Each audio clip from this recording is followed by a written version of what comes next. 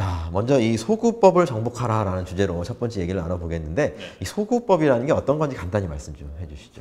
한 줄로 요약하자면 어필입니다. 고객에게 호소하는 다양한 말의 방식, 어떤 내용으로 고객을 움직이게 하는가 하는 어필한다라고 보실 수가 있겠죠. 대안소구는 크게 두 단계로 진행됩니다. 첫 단계는 고객의 상황에 문제가 있음을 밝혀라. 두 단계는 그 상황에 대안을 제시하라. 우리는 대안부터 제시하는 경향이 많습니다. 예를 들면 뇌출혈, 급성심극 담보에 대해 이만큼의 진단금을 줍니다. 이건 대안이죠. 근데 그 전에 선행해야 작업이 있다는 거죠. 문제를 만드는 거죠. 예를 들어 우리 PD님은 나는 뇌졸중이나 뭐 급성심극 상관이 있을까? 상관이 있습니다. 라고 먼저 만들어주는 거죠. 직장인이시라면 많이 먹고 안 움직이니까 혈관에 때가 많이 낍니다. 기름기가 끼는 거죠. 혈관 벽에 기름 지방이 남아 돌다가 껌처럼 달라붙죠. 그러다 보니 현대인들은 지금 한국인만 해도 한 해 그 뇌졸중 환자만 10만 명입니다. 대단한 거거든요. 상암동 월드컵 경기장이 6만 석인데 꽉 채우고도 남는다는 거잖아요. PD님도 예외는 아니시죠. 이런 거죠. 10분에 한 명씩 어쨌든 혈관 질환으로 사망하니까 우리가 지금 30분 얘기를 한다면 어딘가에선 3명이 죽고 있는 거 아니겠습니까? 그렇기 때문에 그럴 때 이런 대안이 있습니다. 자, 이 담보로 이렇게 보장을 받는 겁니다. 이렇게 되면 대안소구가 되는 거겠죠. 자, 그 다음으로는 또 연상소구라는 게 있다고 들었는데 어떤 내용인가요? 당장 나한테 필요해서 물건을 사면 그런 목적성 구매는 뭐 세일잘 필요도 없겠죠. 배고프면 밥을 찾듯이. 근데 보험은 먼 미래에 생겨나지 않지만 생겨나게 그려줘야 되잖아요. 그래서 연상소구가 중요합니다. 첫 번째는 1단계 계속 연상시켜라. 연상시켜 나가고 두 번째는 내가 연상시킨 틀 범위 내에서 내가 원하는 답이 나올 수 있는 견해 질문을 던져라. 이런 게 연상소구입니다. 그래서 연상소구는 최대한 구체적으로 얘기해 주는 게 중요합니다. 폐지 줍는 노인을 보면 두렵지 않으십니까? 폐지 줄 것 같으십니까? 아니죠. 근데 이렇게 얘기하면 다르죠. 예를 들면 PD님 집 앞에 박스 하나 내다 놓으면 어떤 노인이든 빛의 속도로 주워갑니다. 동의하시죠? 예. 근데 PD님께서 하루에 1kg의 폐지를 줍는다. 쉬울 것 같으십니까? 1kg면 부피가 얼마나 될 것 같으십니까? 엄청 많을 것 같아요. 장난 아니에요. 네. 방송 중에 저희가 달아봤는데 이만큼 달아도 300g밖에 안 돼요. 1kg는 이만큼이에요. 이거 줍기 쉽지 않죠. 이거 고물상 갖다 주면 얼마 줄 것 같으십니까? 하루 종일 이 땡볕에 이만큼 모아봐야 60원. 10kg 모아도 600원. 20kg면 1200원. 김밥 한 줄 못 먹습니다. 근데도 그 짓을 하지 않습니까? 그 노인들이 과거에 열심히 안 살았습니까? 3, 40년 전만 해도 우리보다 더 열심히 살던 선배들이었습니다. 미래를 위한 준비를 안 하고 생계에만 급급했기 때문에 현실에 처한 거 아니겠습니까? 자, PD님의 노후는 어떨까요? 열심히 살지만 미래를 위한 준비를 안 한다면 그들하고 달라질 거라고 생각하십니까? 이러면 연상소구였죠. 구체적으로 연상을 시키고 마지막에 내가 원하는 답이 나올 수 있도록 질문을 던지는 거죠. 하나만 더 해보자면 PD님이 꿈꾸시는 미래의 삶의 모습은 어떤 모습이십니까? 골프도 치고 크루즈 타고 세계여행도 가고 뭐 그런 거 다들 꿈꾸죠. 네. 다 똑같은 얘기합니다. 전원생활, 뭐 전원주택 짓고 손자들한테 용돈 펑펑 주고 백다 그런 얘기 하십니다. 한 2분만 연상을 시켜도 그 대답이 두 번 다시 안 나옵니다. 한국의 노인 빈곤율이 50%입니다. 그냥 한국의 노인이면 둘 중에 하나는 가난합니다. 48.9%니까요. 한국의 독거노인이요 119만 명입니다. 울산광역시 인구보다 많습니다. 천안시 인구 2배거든요. 근데 그중에 77%가 극빈곤층, 44%가 우울증, 그리고 86%가 만성질환 2개를 안고 삽니다.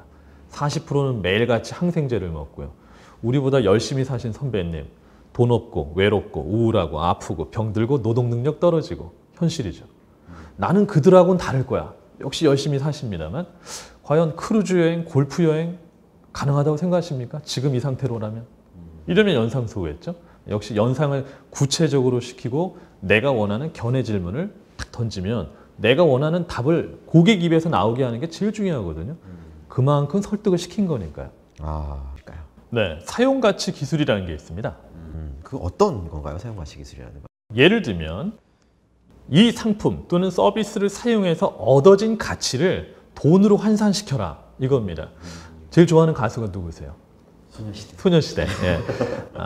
여담이지만 10대한테 물으면 소녀시대 티파니가 좋다, 소녀시대 서연이 좋다고 얘기하고요. PD님 나이만 돼도 그냥 소녀시대가 좋다고 얘기해요. 소녀시대가 좋아서 소녀시대 CD를 샀습니다. 10,000원을 주고. 근데 한 번 듣고 버렸다면 가치는 500원, 1,000원밖에 안 되겠죠. 반대로 홍대에서 소녀시대 음악을 틀어주는 카페 주인이신데 매니아들이 와서 매상을 100만 원을 올려주면 이 CD 가격은 100만 원이죠.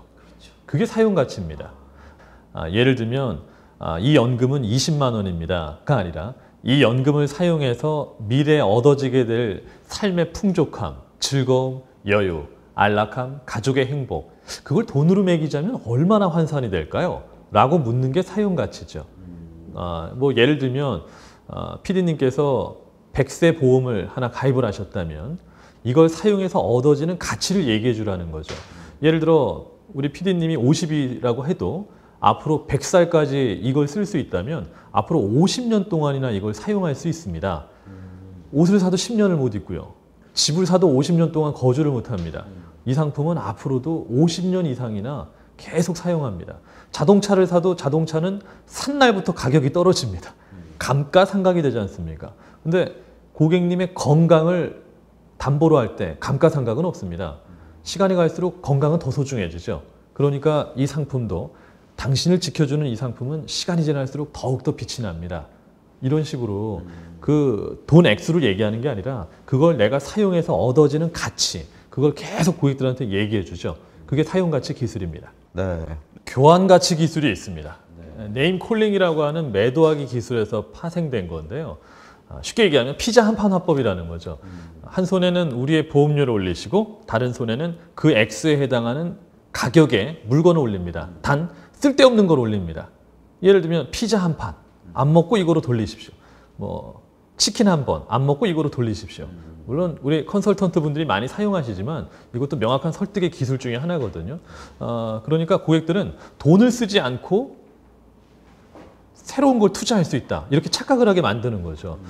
방송 중에 그런 얘기를 했어요. 우리가 남자들 한 번 술 먹을 때 한 달에 술값이 20만 원이랍니다. 음주문화연구소에. 그거를 20만 원짜리 보장성 보험으로 돌리면 가족의 슬픔을 완전히 막고 정말 행복을 지킬 수 있는 거 아니겠습니까? 이렇게 가는 게 교환가치 기술이죠. 저희는 그런 교환가치에 해당되는 거를 굉장히 많이 생각을 합니다. 저 친한 PD 한 명이 회사가 방배동이고 집이 일산인데요. 한 달에 대리비를 20만 원씩 쓴대요. 일산까지. 제가 그랬어요. 야, 그 20만 원을 연금으로 돌려봐라. 미래가 바뀔 거다. 이게 교환가치입니다. 아니 네일아트, 저희 아파트 1층에 네일아트 인조 손톱 붙이고 이거 한 번 닫았는데 5만 원입니다.